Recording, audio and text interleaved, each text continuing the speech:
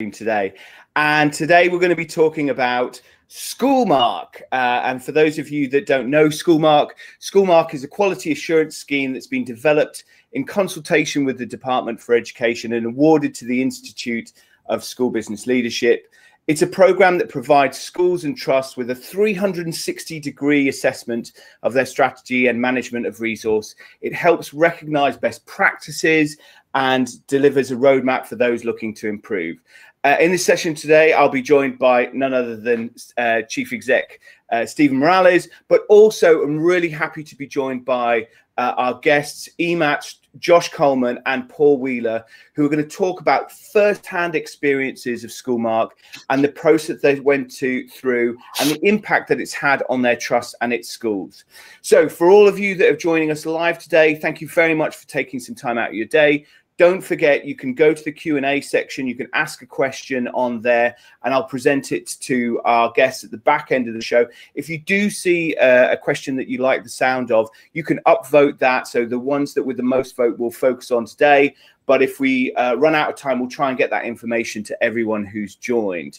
So our guest, Josh Coleman, EMAT Chief Executive and Counting Officer, with a lifelong commitment to facilitating best outcomes for children.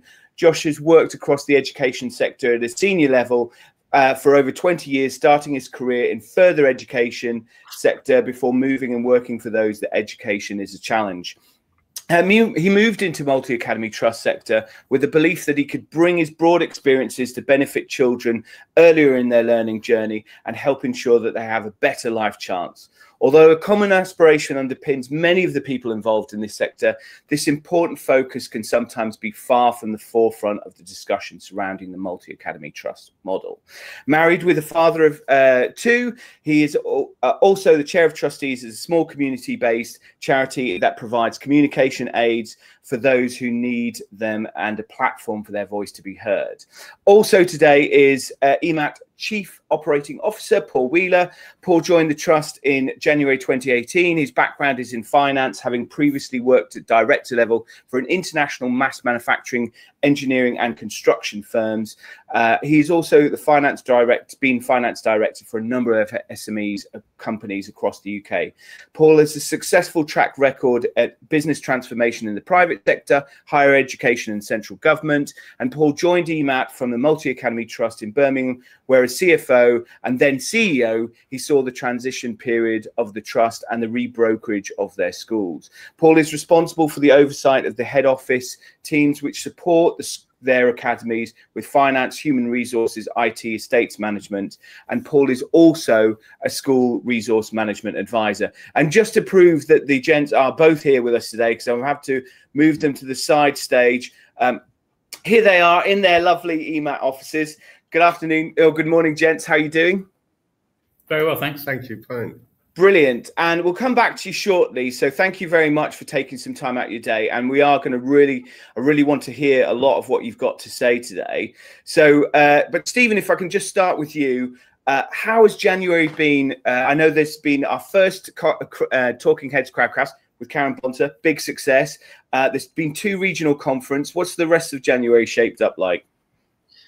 Yeah, thanks, Ryan, and welcome to Josh and Paul. Welcome, colleagues on the call. Busy, like everybody else. We're trying to make sense of the reform agenda. What next for our education system?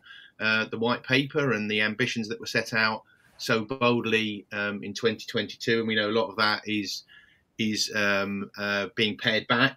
We're doing some interesting work on capability, which is very dear to our hearts. So the extent to which we can support not only school business leaders, but head teachers and governors and trustees as they navigate their way through, the complexities of our system and the challenging accountability environment. And in many respects, SchoolMark talks to all of that. So busy on those fronts, and some really good conversations with ministers and senior officials. And in fact, we had David Withy, Chief Executive of the SFA, talk to our advisory board last week, and we had the Regional School Commissioner talk at our regional London event. So really energetic and positive start to the year for us. What I just want to say very quickly, Ryan, is a couple of things. First of all, it is right that people call out the extent to which there are essentially 4 middle-aged men on the call today, and we need, as you know, as a sector, we need to change that. The shape of the conversation and those participating needs to change, and please believe that we are doing everything we can to make that happen. This is a series of crowdcast events, and the first one, as you said, Ryan, we enjoyed the company of Karen Bonser, who is a passionate, long-standing advocate of the profession, and does that with a backdrop of some incredibly personally challenging circumstances. But we've got a series of these crowdcasts that are running. We're gonna bring different faces to the fore. And I just want to take this opportunity to say how important EDI is to the Institute. I chair the sector leaders focus group. I instigated the first sector roundtable on EDI, and we're planning to do something similar this year. We were instrumental in developing the paper on transgender with King's Council, and we recently reissued our statement of intent along with other sector bodies.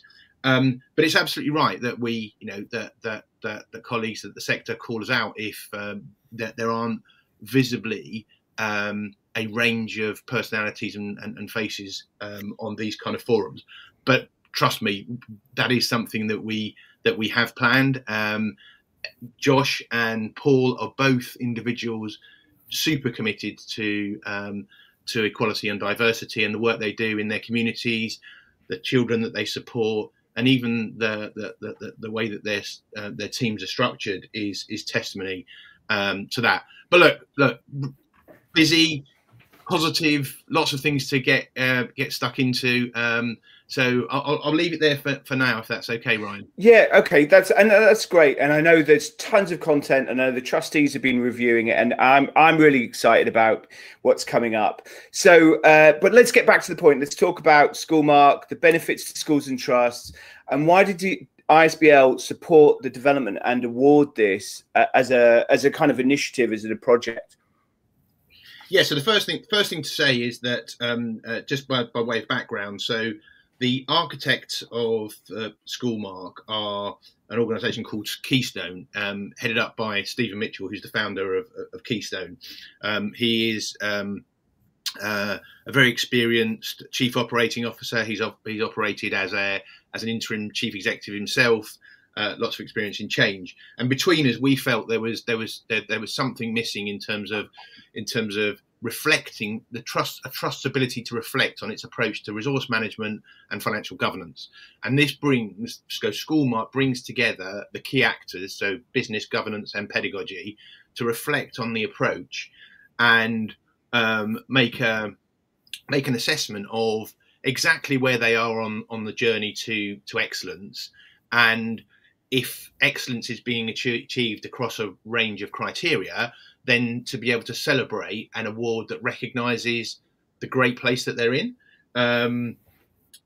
We spoke with sector bodies about this. Lots of positive feedback from sector bodies, feeling like us that this was an important area where schools and trusts needed to pay attention. And as you've said, Ryan, we've been very supported by the department with the implementation of this accreditation scheme. So it is a real opportunity to say to broader stakeholders, to parents, to the DFE, to others that are interested in education, we've got this, guys. We've got this because we've paid attention and we've looked forensically at every aspect of our approach to financial planning and resource management. Brilliant. So, I think this is the kind of thing, and I know I've had I've been exposed to some of the content around there and had discussions with yourself, but I think anyone contemplating this, I think they'll want to know what the practical applications of it, because workload pressures and everything are just insane at the moment, and I was at both regional conferences, and I was chatting to some of the school business professionals who were there, and I think a lot of people were kind of saying, the prioritization was a big thing. It was interesting, the regional differences. So when we were at the ABLE conference, that was very much about finance, policies, procurement, and actually there was a big thing in the London conference, I think, if you remember, that people were talking about recruitment, retention, and that was really surprising. Not really, because I think the sector is struggling, but how much the volume of that kind of subject matter differed between the two regional variations. Yeah, no, absolutely, and you're quite right. Region to region, you're going to have different sets of priorities that come through. But I think there's a couple of consistent themes that we're seeing whenever we talk to school business leaders. One of them is recruitment is a huge challenge. Well-being continues to be a real issue. And then the other thing that consistently comes up is the extent to which school business leaders feel misunderstood. And what I mean by that is head teachers, governors, trustees, CEOs not understanding the depth of the role and the depth and the breadth of the role, if you like. So not feeling fully appreciated for the complexity which they manage, appreciated for the hard work they do, but not a deep understanding of the complexity of the elements of their role. And I think all of these things are things that we need to address. In fact, I was with a very interesting trust just last week, Children Learning Trust, with a gentleman called Sufyan Sadiq, who's got a really interesting people strategy, and they're bucking the trend in terms of both recruiting people into the trust, both pedagogy and support staff, and so recruiting them and retaining them.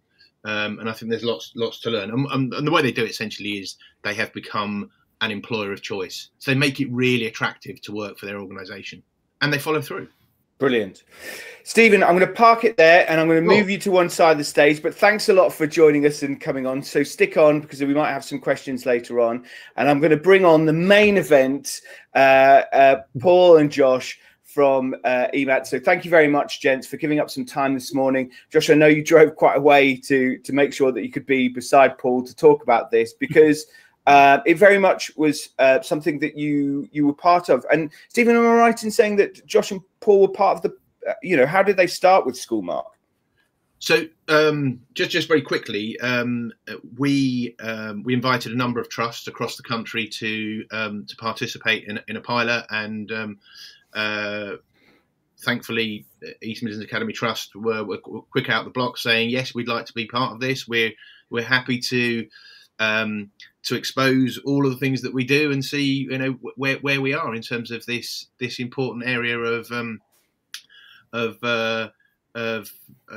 leadership. I hope they've had a positive experience.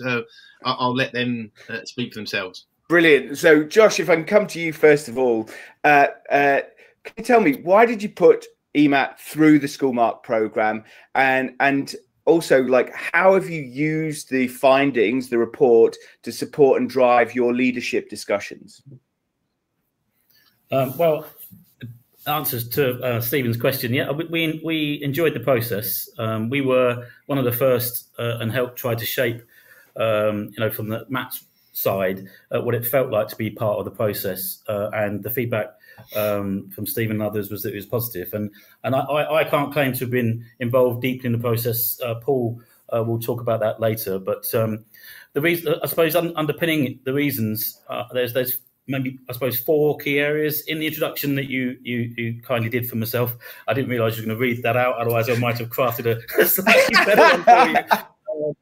the bit around the discussions around putting children first, and that being sort of not necessarily at the forefront of the MAT world in every decision, was one of the main reasons, really. In that, if you aren't financially prudent and commercially astute, two words that aren't necessarily abundant in the MAT world or used in the MAT world, you cannot therefore invest in what we purport to be doing, which is the children.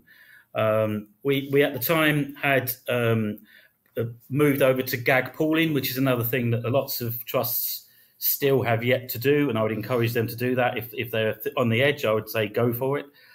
We've been able to navigate through the pandemic and more recently the significant issues around the financial crash, I suppose we'd call it, and around us, because we had gag pooled and we could redistribute our finances. But obviously, having done the gag pooling and having Ofsted to validate or not validate, your processes in terms of your pedagogy, and we have the regional schools and DFE regulatory processes.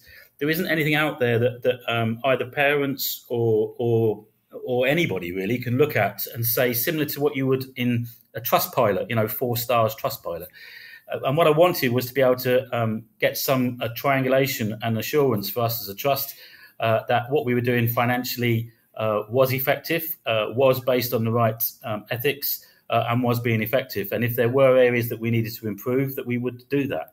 It links into, we've done an external review of governance. We've had a forensic accountant. We've had different areas review our provision. So we are a very open, transparent trust. I'm very lucky. Paul is exceptionally talented. Not many people in the MAT world as well as a chief operating officer comes from a commercial setting and had the exposure that Paul has had, which I'm sure he can talk about later. But having that expertise within the trust in the change management to enable us to be on the front foot and then to assess how well or not we're doing that through the SchoolMark process was very, very positive for us.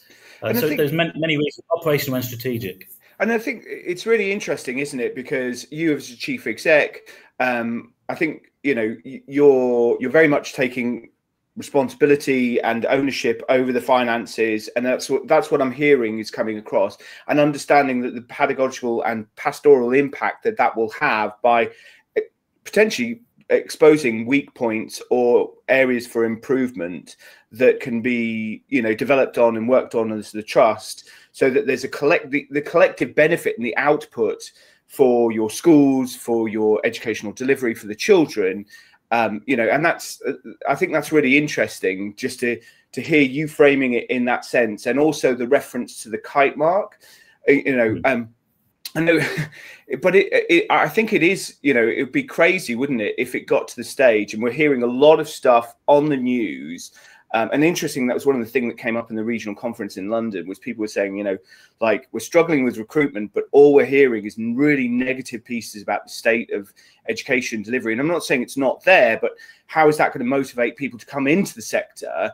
And if schools are like depleting and having deficit budgets, like giving that credibility and that assurance to your parents, to your staff, to that we are diligent, we are doing our best. Like, I'm not saying there's not any troubles, but there, we are being diligent and doing that 360-degree assessment. Paul is very experienced and skilled, and as I kind of mentioned in his little introduction there, and Paul, we're going to come on to you in a moment, but what additional value do you think this added to Paul? How do you think this supported him and helped him? Well, I think part of the process was around, as you said, self-reflection and putting it in the wider context.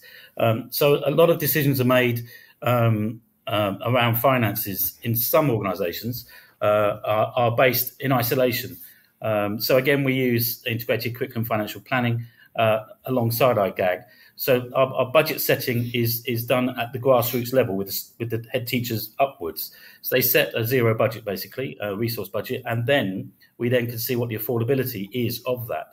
And I think having those mitigations around the stresses of, yes, we can have 4 TAs, no, we can't, based on an assessment tool saying, well, the impact of that will be this, is positive. And I don't think necessarily from Paul's experience it added value to Paul, but what it did do for me and for the trustees was that as the accounting officer, unusually for most roles as CEO, I'm personally liable, and to a certain extent so is Paul, I'm liable to the Secretary of State and therefore to the government for every penny that's spent. So I can be hauled up into, to them in Portcullis House to explain every penny we spend. You only have to look in the newspapers, this week, again, Violet Skies, not to, denigrate another person, but there obviously were issues around that organisation that had they maybe undertaken something like the SchoolMark, it might have flagged it earlier in their journey to enable them to have made different judgments. So it gives me a level of assurance and reassurance that alongside our internal, external auditors, Paul's word and our bank balance and our ledgers, that what we say we're doing is actually happening. And if we then, in all conscience, have to make a decision, like recently, that people have different viewpoints on the current funding for schools. I'm not going to make any political statements around that, but we were able to fully fund the pay settlements for our support staff and our teaching staff, and that was within our contingency funding. So, and that has not had a detrimental impact on our end of year result as of yet. But those things are done through forward planning, foresight, openness, transparency, and a willingness to be sort of. One of my favourite books is Black Box Thinking, and it's about saying we got it wrong.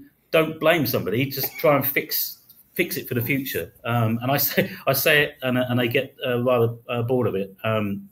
And that's what we try to do in the organisation, is that if there is something wrong, we accept it, we acknowledge it, and we fix it. If there's other issues in terms of management after that, then they are dealt with separately. But so I think in many ways it didn't add value to Paul's expertise, because obviously, as I said before, he's had a breadth of experience. But for me and the trustees, for me putting my signature at the end of the year in the statutory accounts and being able to sort of feel I can sleep at night, that's a true reflection. It added a great deal of comfort to me, and Paul recognised that at the time, and actually he was quite up. He was pushing it for me in a way to say, Josh, you need this validation that what we're doing is right for your own peace of mind and your own professional sort of capacity. New tagline for SchoolMark: better than night nurse, like helping CEOs sleep at night. Just finally, just to quickly, Josh, before we come on to Paul, so you're chief exec of Multi Academy Trust, or are there anyone in the senior leadership within the Multi Academy Trust thinking about SchoolMark? What would you say to them? I think I just go back to what I've just said, Ryan. I think if there are multiple issues, there's lots of cliches about, sleepless nights, waking up at 3 o'clock in the morning, all of those things. If you're a LinkedIn buff, I get up at 5 o'clock and go running. I don't do any of that, by the way. But CEOs in different organisations have multiple stresses. In the Multi Academy Trust world, they are amplified and magnified through a relatively hostile media segment, as well as parental apathy. So I think as a CEO, if you want to be sure that you are on the right path, and you want external validation of that, this is one of those things that you can get alongside disability badges, other ones that I won't mention because Stephen will say he's paying for this call. They are there to say you're doing the right thing. So I would encourage anybody, any CEO of any size, whether you're standalone or whether you're Oasis, I think you can gain value from going through an external validation process that shows you or shines a light on some of the areas that you may not have considered. Brilliant. Thank you very much. Paul, thank you for joining us this morning. And you've had quite an introduction and a lot of praise, I know, from Josh there. But you were kind of hands-on. You were at the tip of the spear for this. So did you find the SchoolMark kind of project onerous? Or was it natural? Was it easy? How did it work? No, I wouldn't say it was onerous at all, to be honest. And also just covering off a couple of things that we talked about in earlier with Josh about why to do this. Even when you have experienced staff, that external validation, but also you always need to learn. You can't ever stop learning. You never know everything. So you can only see what your experience ever tells you.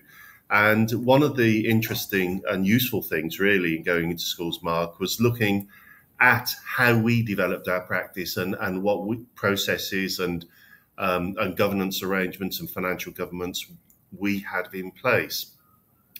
So the SchoolMark process is really looking at what you've got in place and then either saying, actually, that is good practice, that's excellent practice, or there are things that you can do to improve, or have you thought about this? So from the terms of view of whether it's onerous, you're really, the bit that took a little bit of time was just collating the information that we already had into one place so that it could be looked at, could be reviewed. And that it didn't take a lot of time, but we just put that in one place and then uploaded it onto the systems the Keystone operated. But essentially, it is looking at all the things that you have in place. So it's not saying, well, do you do this? And if you don't quickly do it and show what the answer is, it's about how do you manage? And that's, so from that point of view, it's not onerous at all. And then that also gives you a view of perhaps where gaps are, if there are any gaps there. We felt rigorous processes for setting our budgets, but as I said, you can always learn. There's always a nugget of information out there. Perhaps someone else is doing a little thing that will help improve your processes, your financial governance, and provide that extra impact into the children that you're supporting. That's really interesting, isn't it? Like you said, like it's asking you how you're doing thing rather than can you show me this thing? Because I know, like not that I've ever been through SchoolMark, but let's say tender documents, like fill in this box, and a lot of the time you're just like typing something in, like and it's not that the fact that you're trying to formulate your kind of workings into the box for the question, if that makes sense, rather than saying like, can you evidence this? Can you evidence this? Which would get you a very different result, I think. And that's really intriguing. Can you tell me, appreciate you might not want to say everything on live stream, but was there any interesting insights that you found out as part of the discovery process? Yeah, I think there were. I think that mostly what was really good is that we were able to, with the feedback that we had, basically evaluated that what we were doing is best practice, is outstanding practice in many areas, from how we link our finance strategy at that strategic level to operational plans, how we set out what our objectives are for the next 3 years from our financial plans, is some financial governance, and have trustees approve that, to then working into our operational plans using integrated curriculum financial planning, using key benchmarks for things like non-pay, and also using the local context in schools, and then going back with a budget towards the end of the summer to present to trustees, and the trustees' journey on that and how we keep them informed during that period. And one of the things that we also did a lot of, which was validated, is where we weren't in line with any key performance indicators, we don't follow them slavishly, but what we do is say to trustees within our budget papers, for example, we are going to be away from this because this school needs a different journey. It needs a little bit more involvement. It's a developing school or a new school. And so that's why, and we quantify that in cash terms. And that's so important because then that gives the trustees the empowerment to say, yes, I'm happy to spend 200,000-300,000 on this because that school needs it. And I don't need to spend it on a school that's in a much, much better place. And that's also how gag pooling helps us target our resources to the greatest need.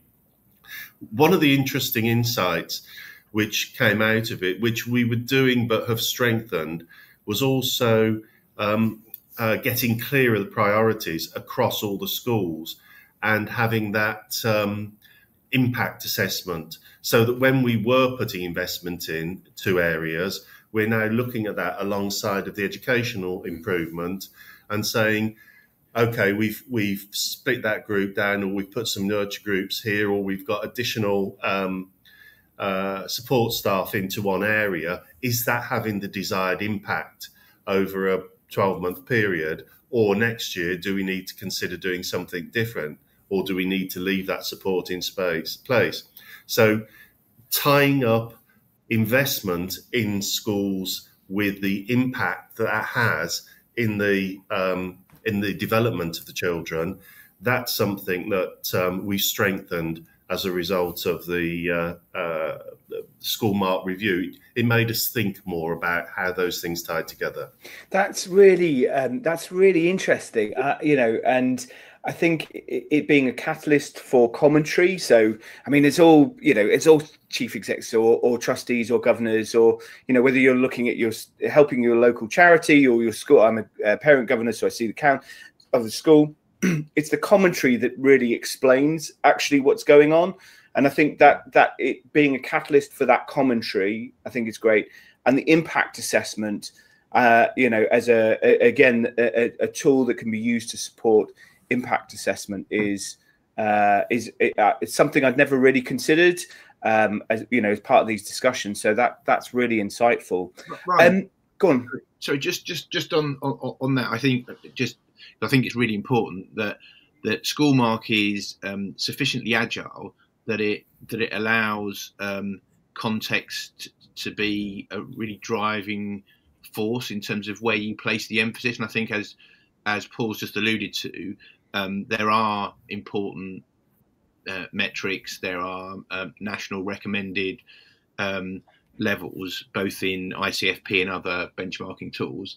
I think it's important to know your numbers, but to be comfortable and confident to step outside of those best fit lines and say, we're over here because this is what we need to do for that group of individuals. And I think what SchoolMark isn't is this kind of binary yes or no. And if you answer yes to certain questions, then you'll get the accreditation. What we're looking for in SchoolMark is, do you understand the resources that are available to you, and do you target them where they need to be deployed, notwithstanding that there are limits to the resources that are available to you. And that's the very kind of nuanced but important part of this process. Yeah, no, very good. Paul, final question for you. Again, from, kind of implementation piece, anyone thinking about doing this, top tips, what are your top tips? Well, I would certainly say do go for the review and accreditation. It will help you evaluate where you are on your journey to any trust, big or small. It will also give you food for thought on perhaps areas that you need to look at. But wherever you come from and whatever background you've got, I've got 40 years as a qualified accountant and working across a lot of sectors and brought that in. But you never, ever know everything. You can never stop learning. And best practice develops. This is a relatively young sector. It's predominantly been around for the last 10 years, and that's all. So best practice that you thought was best practice 5 years ago isn't now and won't be in 5 years' time. So go and consider using SchoolMark. I would encourage everyone, use it to evaluate where you are against the practice that the evaluation teams can see out there, and use it to develop the best practice. We're in a point now, and have been and will continue to be, where every penny really counts. And so being able to use that money that gives the greatest impact, not just saying, okay, well, we've done this for the last year, so we'll do this and a little bit more of that, but actually using the information that you got and using the money you've got as wisely as you can, and get all the pennies to count to give an impact to the children that are being educated within your trust. And that and always keeping an open mind on what else you can do and how you can improve. And that's why I would consider advising colleagues in trust to go for the SchoolMark accreditation, because it will give you either validation on that route, or it will help stimulate debate within your trust. Brilliant. Josh, Paul, thank you so much. It's been really a delight to talk to both of you and to see the kind of the dynamic kind of and cooperation and collective kind of vision on improving finances within the trust. Thank you for being so open and candid. I'm sure there are a lot of people who are going to listen to this today and just be like, wow, you know, like this is something for potentially us to aspire to, for me to aspire to, you know, in the way that we're, you know, really putting finances at the forefront and recognizing getting that right will have a massive impact on the children. And I think that's just admirable. So thank you very much for your time. Really appreciate it. Stephen, final words from you from the second of ISBL Talking Heads. Any final words? Yeah, again, just like to extend a thanks to Josh and Paul for sparing the time to talk through the process, and I echo all of their comments. This is in no way a scheme that's designed as a stick to beat the sector with. It's an opportunity to demonstrate practice excellence where you believe you're at that point. And if you're not, it's a diagnostic tool to help you on your improvement journey. So it serves both purposes. So of course, I would highly recommend you all take a look. Brilliant. Okay, and we're going to pause it for there today. So thank you to all the audience that have joined us live. Really appreciate it. For those of you watching us on live on Twitter and LinkedIn, if you thought today's session was really useful, please reshare it with your networks. Make sure that this gets as wide a reach as possible. If you're looking for more information, you can check out www.schoolmark.org for more information about SchoolMark. Don't forget to subscribe to this Crowdcast channel so you get updated on every new Talking Heads conversation that we've got coming up in the upcoming months. As Stephen mentioned before, we've got this huge kind of calendar of content that's coming out from the Institute, really talking from all aspects of, you know, kind of small to large, to east to west, to north to south, to old to new, to like everything is going to be covered across the school business profession, highlighting all the individuals and their journeys through managing and supporting the education sector. So that leaves me just to say a final thank you to our guests. Really appreciate it. Josh and Paul, you're doing some wonderful work at East Midlands Multi-Academy Trust. Keep it up, and hopefully we'll see you again soon. Take care. Bye. Bye-bye.